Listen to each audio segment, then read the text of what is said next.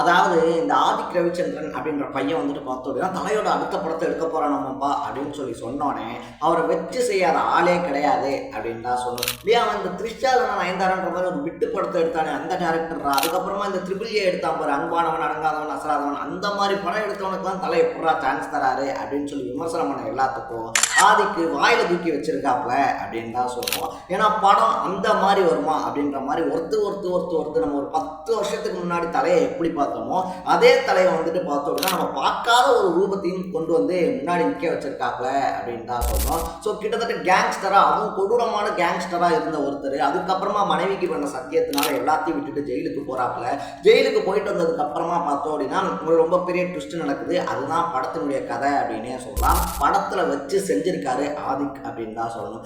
நீங்க இந்த படத்தை பார்த்துருந்தீங்க அப்படின்னா உங்களுடைய பாயிண்ட் ஆஃப் வியூ என்ன அப்படின்றத கமெண்ட்ல போட்டு மறக்காம சேனலை ஃபாலோ பண்ணிக்கங்க.